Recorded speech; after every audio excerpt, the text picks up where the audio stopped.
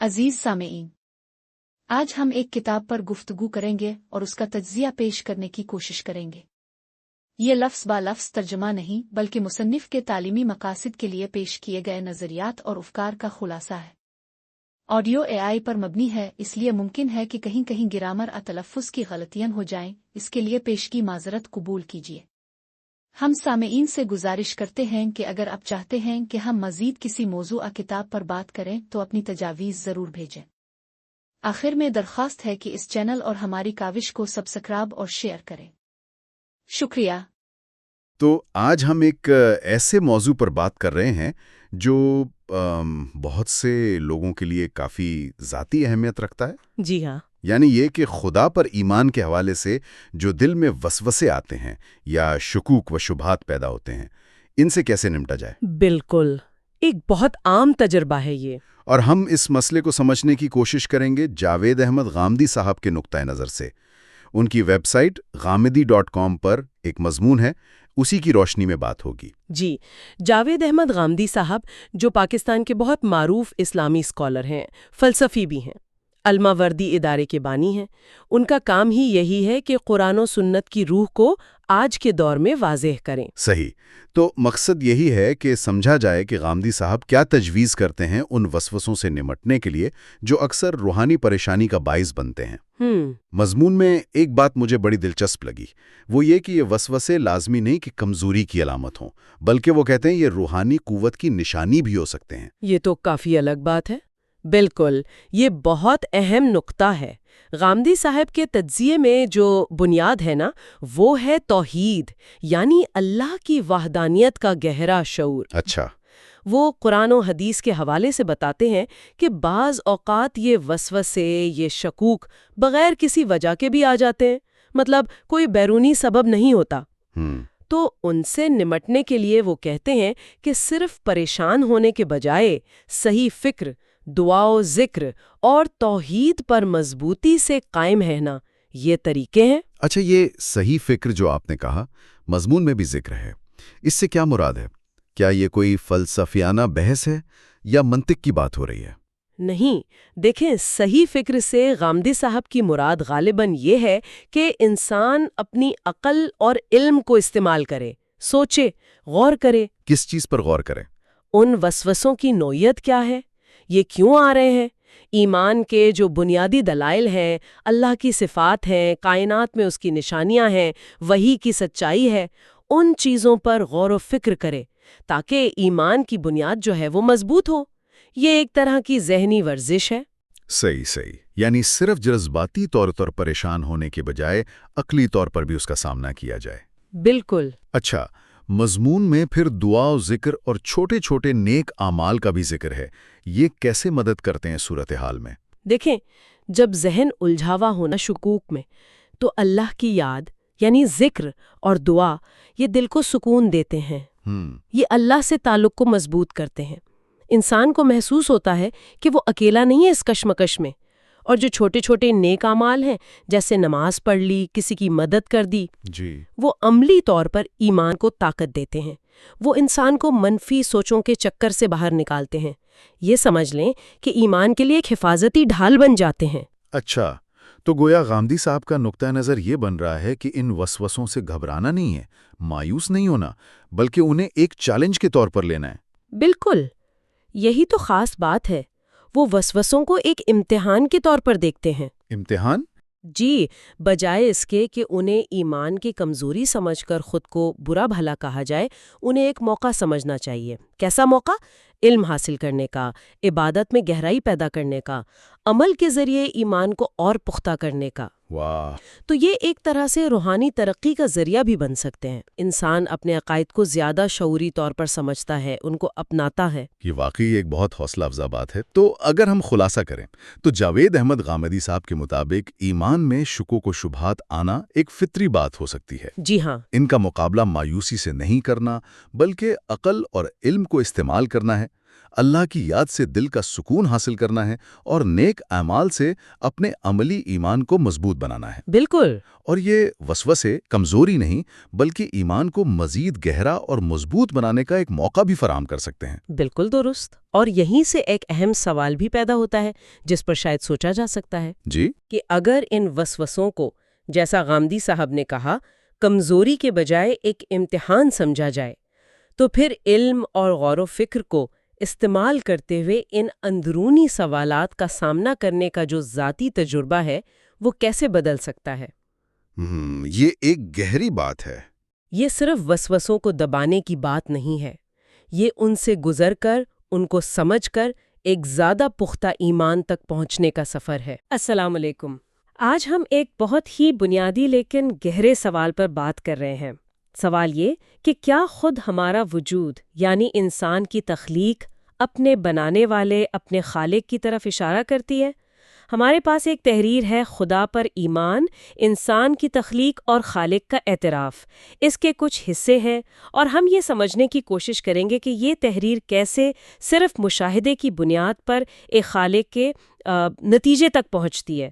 تو آئیے ذرا دیکھتے ہیں یہ دلیل کیسے بنتی ہے۔ نقطۂ آغاز بہت سادہ سا ہے کہ انسان ایک مخلوق ہے۔ یہ کوئی فلسفہ نہیں، یہ تو وہ حقیقت ہے جو ہم روز دیکھتے ہیں۔ تحریر ایک بڑے دلچسپ سفر کا ذکر کرتی ہے، کیسے بے جان چیزیں یعنی ہماری خوراک، جی ہاں، جو ہم کھاتے ہیں اس میں تو زندگی نہیں ہوتی، وہ جسم کے اندر جا کر ایک طرح کی فیکٹری میں بدلتی ہے اور پھر ایک مقام پر وہ مادہ نطفے میں تبدیل ہو جاتا ہے اور اس کے ایک قطرے میں لاکھوں کروڑوں زندگی کے امکانات ہوتے ہیں۔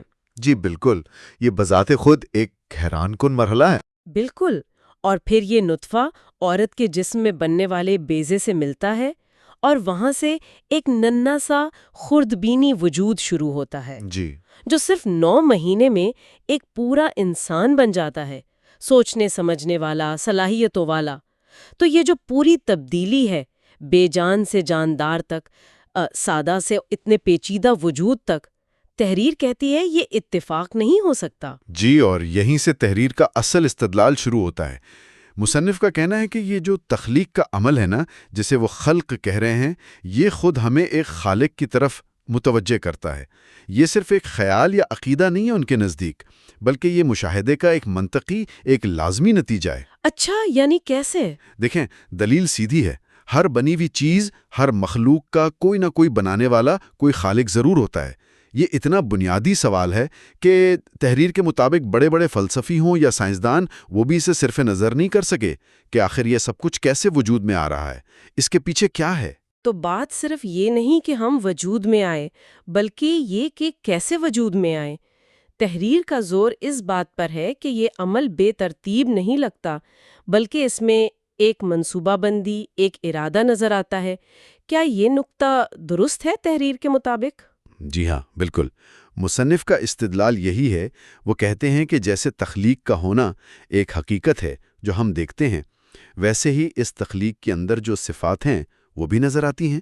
مثال کے طور پر یہ جو بنانے کی طاقت ہے، جو قدرت اس میں نظر آتی ہے، جو علم اور حکمت اس پیچیدہ نظام میں جھلکتی ہے، یہ بھی تو مشاہدے کا حصہ ہیں۔ جی بالکل۔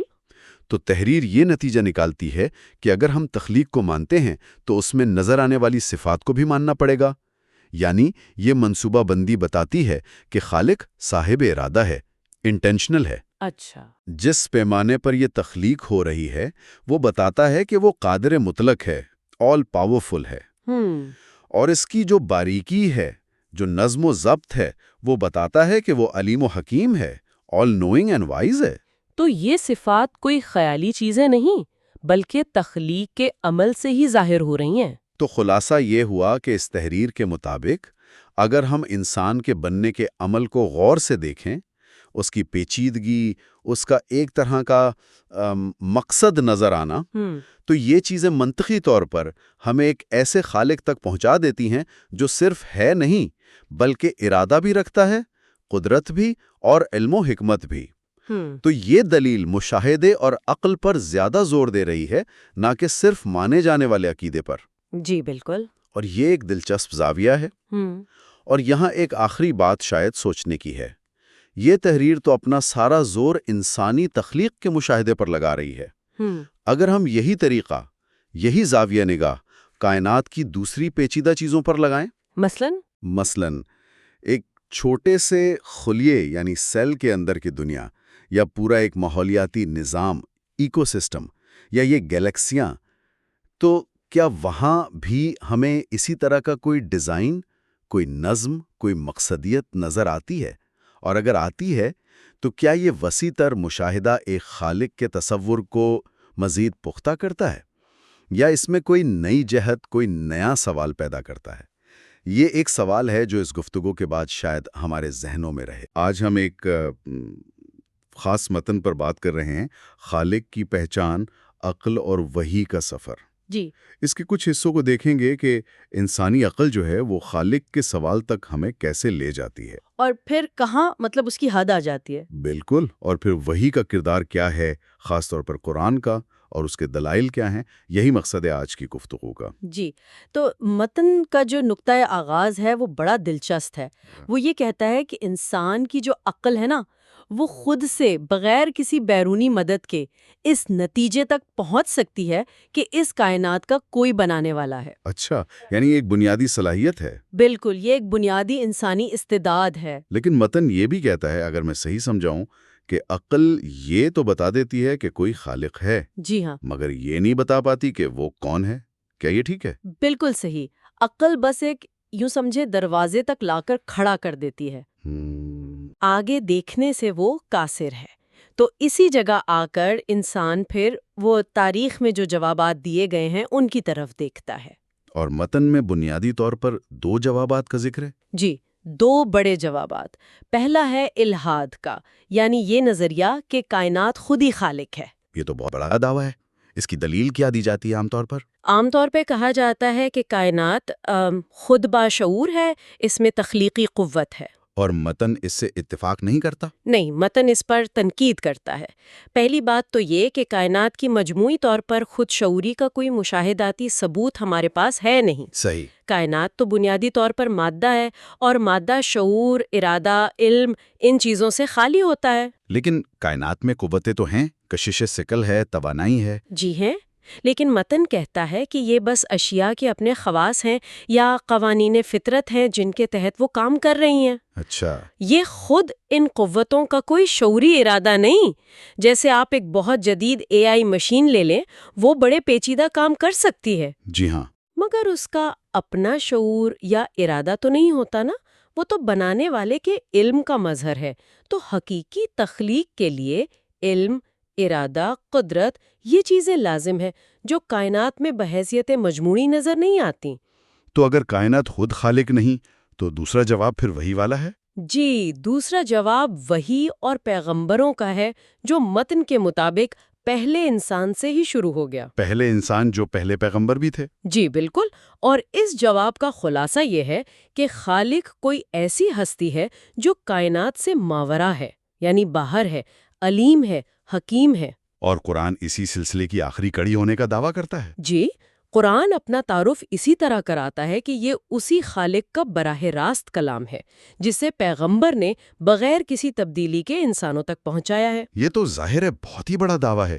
کوئی کتاب اگر خود کو خالق کا کلام کہے تو اس کی سچائی کو پرکھنے کا کوئی معیار بھی تو ہونا چاہیے۔ بالکل، اور متن اس پر بات کرتا ہے۔ وہ 3 بنیادی معیار پیش کرتا ہے۔ کیا ہے وہ؟ ٹرائل اینڈ ایرر جسے کہتے ہیں۔ اچھا، دیکھیں نا، انسانی علم کیسے بنتا ہے؟ آہستہ آہستہ غلطیاں کر کے، پچھلے نظریات کو رد کر کے۔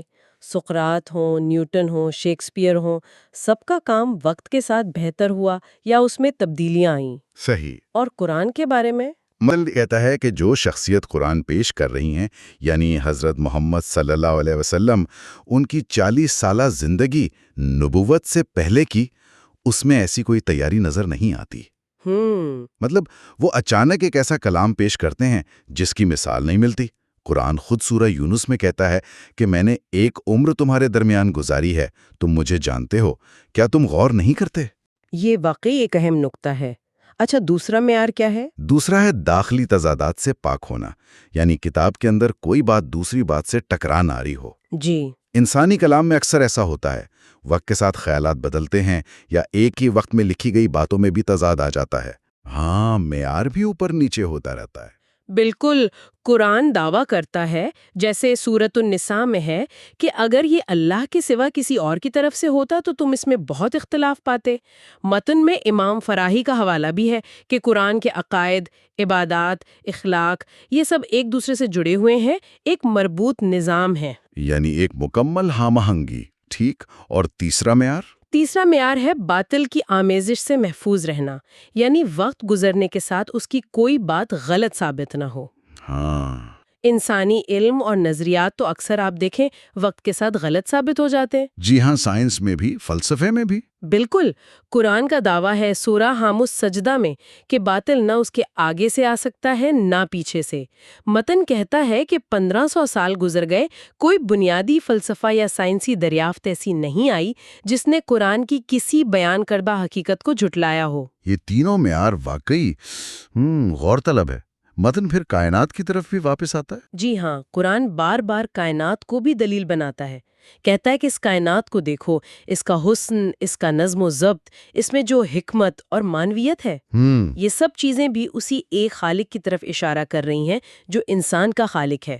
سورۃ الحشر کی آخری آیات میں اللہ کی صفات کا ذکر ہے نا، وہ الرحمن، الرحیم، الملک، القدوس۔ جی، اسماء الحسنہ۔ جی، وہ صفات اسی خالق کی ہیں جس کی نشانیاں کائنات میں پھیلی ہوئی ہیں۔ اور ایک بات انسان کی اپنی فطرت کے حوالے سے بھی تھی، عہد الست کا ذکر۔ جی، یہ بہت کلیدی نقطہ ہے۔